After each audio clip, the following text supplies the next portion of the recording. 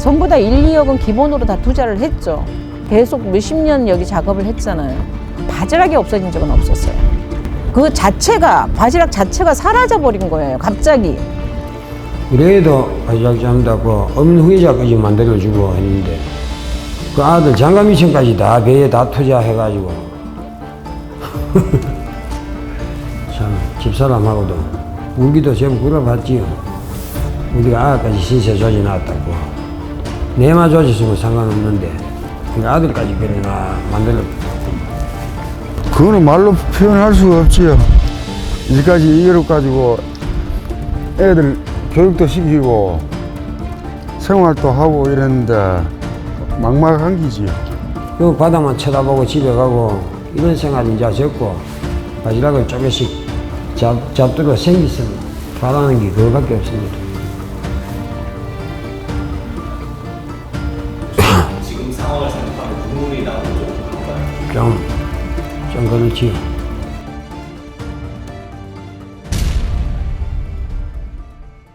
울산 남구 부두로 286-1 태화강 하구인 이곳에는 바지락 위판장이 있다.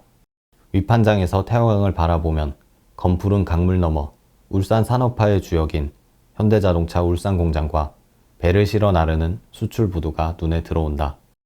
자동차 공장과 위판장 사이 태화강 바닥에는 한때 국내 최대 바지락 종폐 생산지로 명성을 날리던 146헥타르 규모의 바지락 어장이 자리하고 있다. 끝도 없는 자동차 밭이 펼쳐진 건너편에 바지락 어장이 있다는 사실은 놀라움 그 자체다.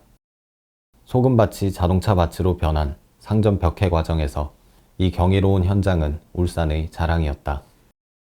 하지만 울산의 산업화와 궤를 같이 한 태화강 바지락이 갑자기 사라졌다. 벌써 6년 전 일이다. 수십 년 동안 바지락과 함께 살아온 어민들의 삶도 멈췄다. 어민들은 올해 초 희망의 종패를 뿌린 뒤 바지락 어장의 회복만을 바라고 있다. 울산매일신문 UTV는 태화강 바지락 복원의 마침표가 바지락 종패의 부활이라는 어민들의 바람을 담아 바지락 추적을 시작한다.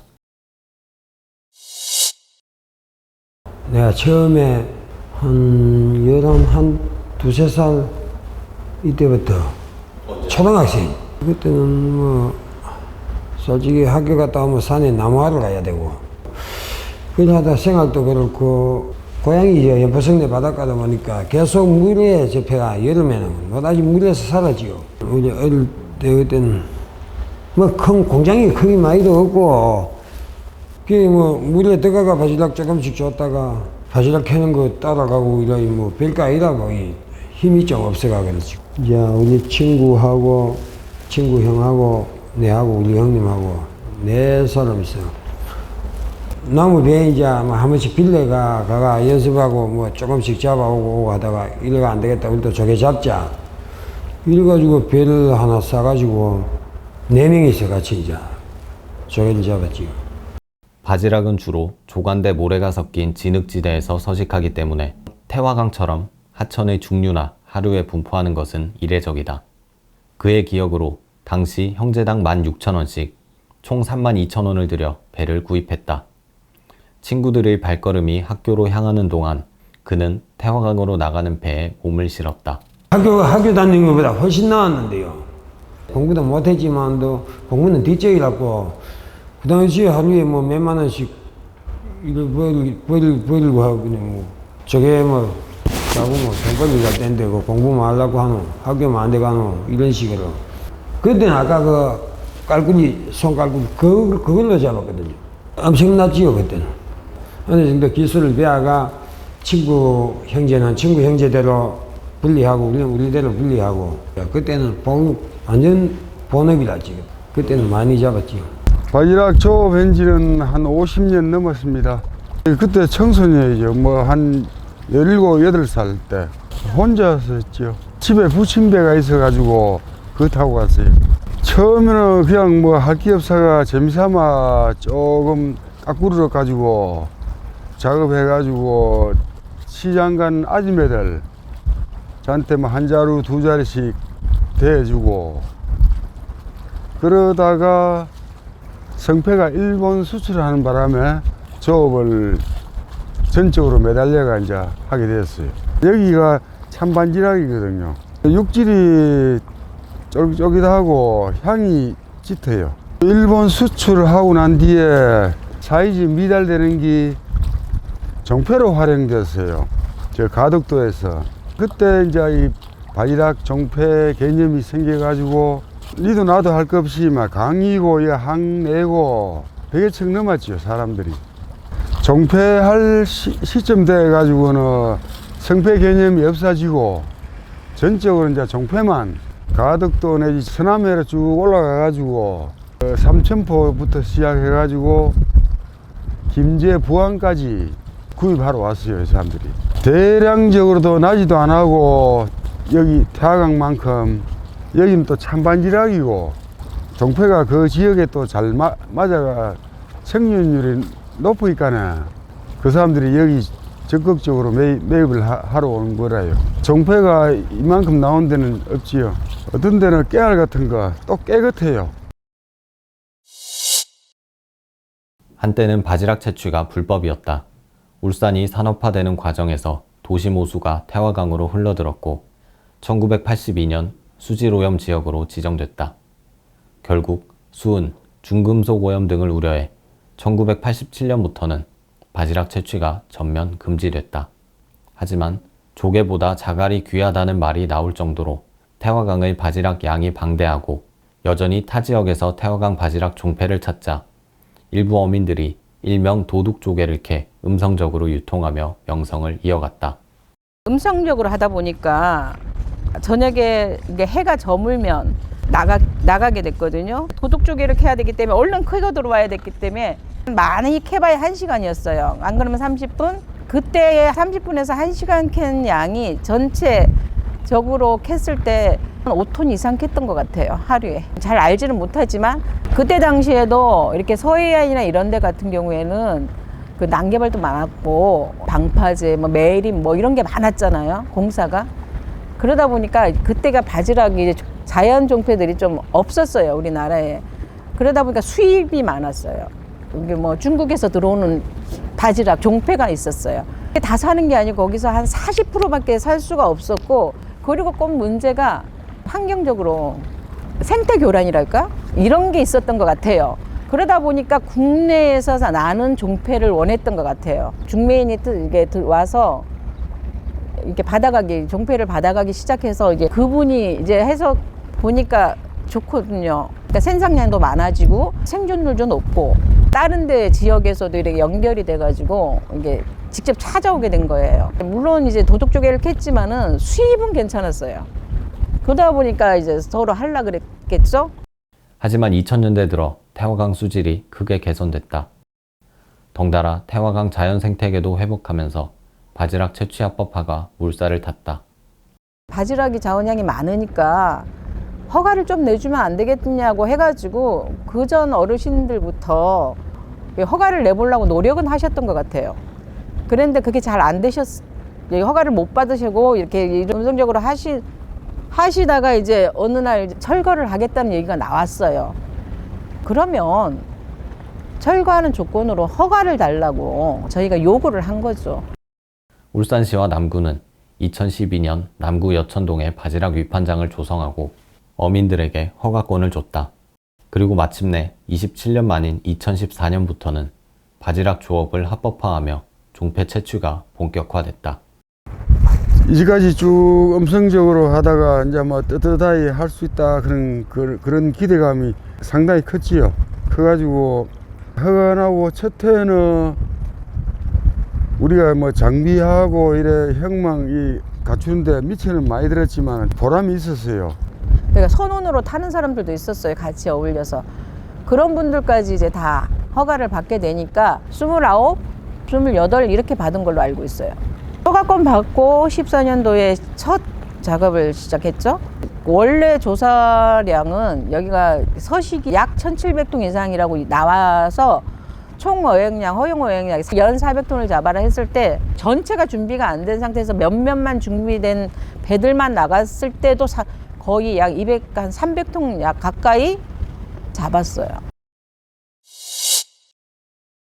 그 15년까지는 이제 작업을 이제 하고 나가다가 16년도에 차바가 오면서 그때는 폭우가 너무 많이 쏟아져가지고 조개가 좀 다 쓸려 내려가가지고 그 해년도에는 작업을 거의 못했어요. 못하고 있다가 그 다음에 17년도에 자연적으로 다시 우리가 그동안에 태풍이 와도 항상 자연적으로 복원이 돼 있었고, 빨리 1년 안에 복원이 돼 있었거든요. 그때도 거의 100톤 가까이 잡았어요. 갑자기 18년도부터 이게 더 생산량이 많아져야 되는데 거의 비슷한 거예요. 이상하다 싶어가지고 복원이 왜 이렇게 늦을까 하고 있었는데, 물론 자연 환경적인 문제도 있지만 뭐 기후변화라든가 있겠지만 동천강 준설이 17년도에 했더라고요. 준설과 동시에 또 이게 자동차 부두에 보면 큰 배가 들어오려면 저기도 모래가 쌓여요. 쌓이다 보면 배가 들어오기 힘들잖아요. 그러니까 거기도 한 번씩 준설을 해요. 거기 준설했죠. 동천강 준설했죠. 그러는 바람에 19년도에는 아예 바지락이 안 나와요. 바지락 자체가 사라져 버린 거예요. 갑자기. 어민들은 바지락이 사라진 원인을 조사해달라며 시청에 항의를 했다. 하지만 짐작만 할 뿐 아직까지 뚜렷한 원인은 파악하지 못했다. 계속 몇십 년 여기 작업을 했잖아요. 바지락이 없어진 적은 없었어요. 그런데 19년부터 갑자기 바지락이 사라지기 시작하니까 어민들이 그 원인이 혹시 준설이 문제지 않을까 하고 이제 시청에다가 가서 문제 제기를 한 거죠.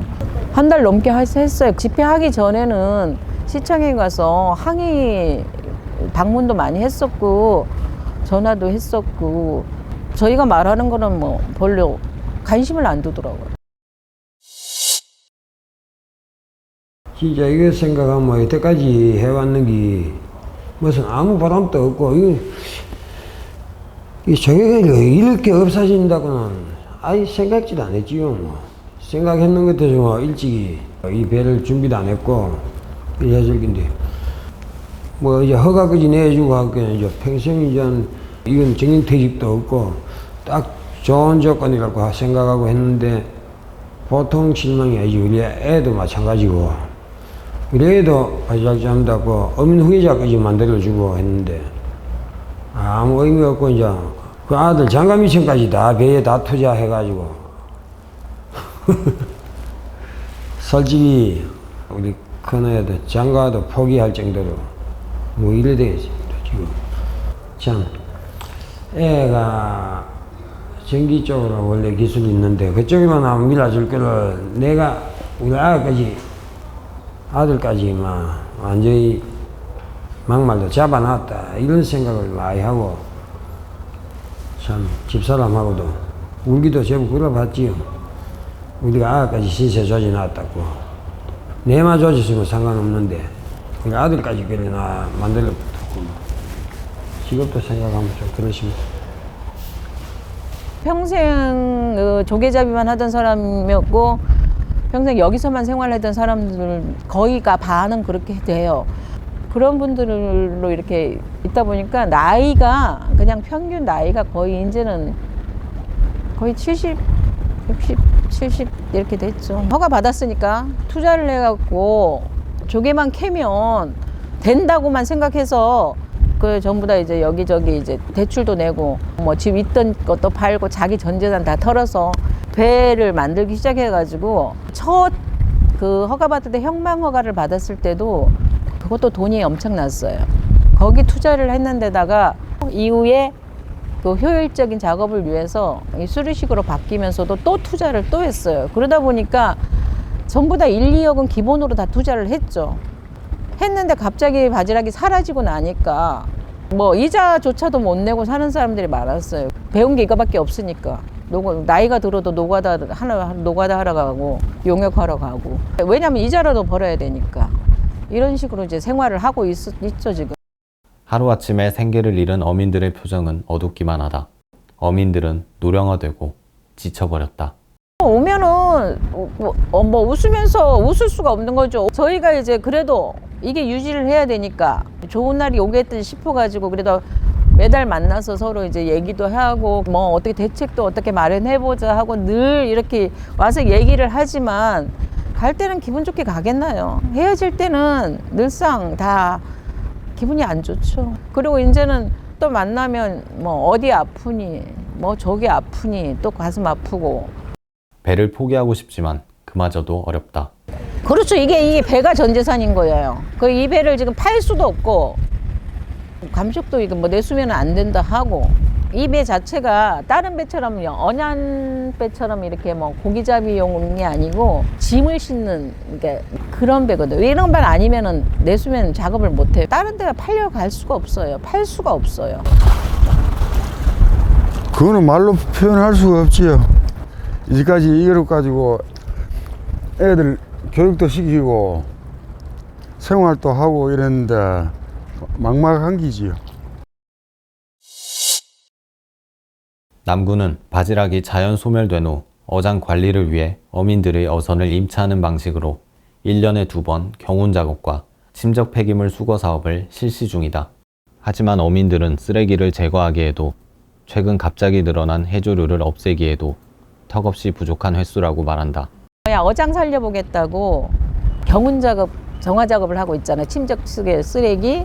지금 시에서 뭐 구청에서 이렇게 지원받아서 하지만 그 날이 일수가 작아요.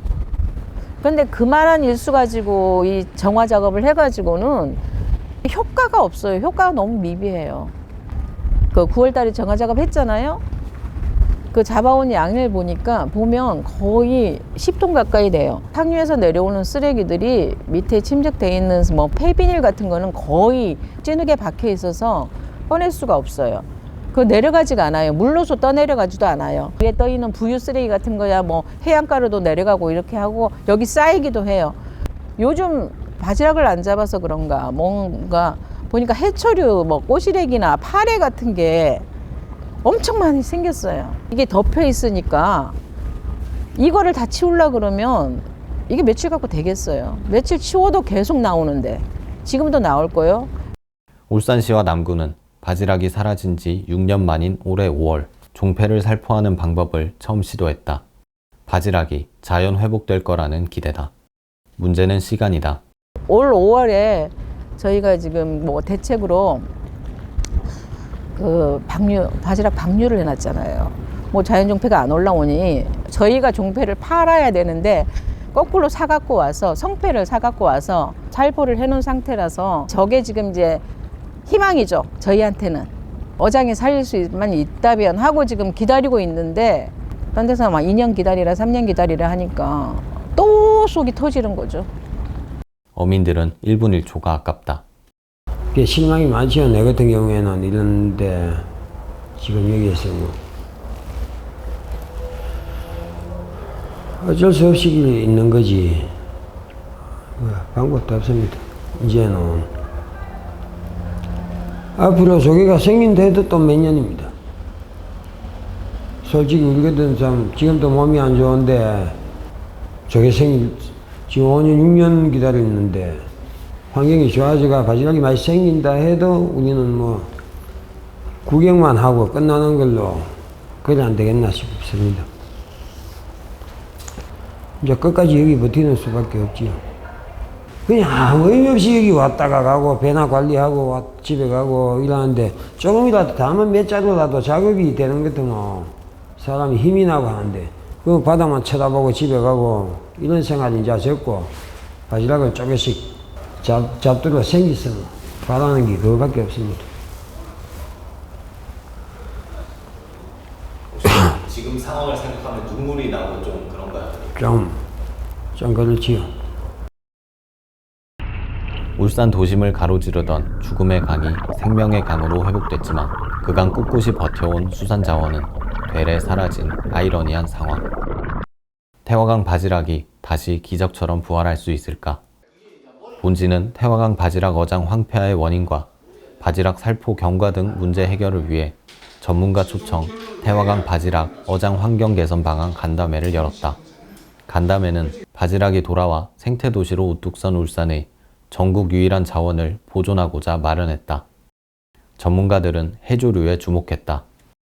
아주 작은 미역이나 꼬시래기, 뭐 여기서는 꼬시래기로 하는 해조류의 일종인데 그 수질 환경 변화에 의해서 유입이 된 것 같습니다. 그놈들이 그 자리에서 이제 죽어서 퇴적이 되어 있는 상태인데 바지락이 이제 주로 서식하는 해저면 위를 덮어버린 상태에서 썩어 있는 상태로 이제 확인이 되었습니다. 요 놈은 이제 바지락이 생육을 할 수 있는 산소 유입, 그러니까 호흡을 차단해 버렸고 먹이 생물을 먹을 수 있는 경로도 차단을 해 버렸기 때문에 뭐 현재로는 바지락이 생존할 수 있는 환경은 아닌 것 같다. 당장 그걸 제거하지 않으면 바지락이 생육 공간이 지금 현재는 안 보인다. 요거를 제거하면 다시 살릴 수는 있을 것 같은데 인근에서 유입될 수 있는 경로를 한번 파악을 해볼 필요가 있다. 가장 큰 원인이 그거였으니까 그 역학조사는 한번 해볼 필요가 있을 것 같습니다.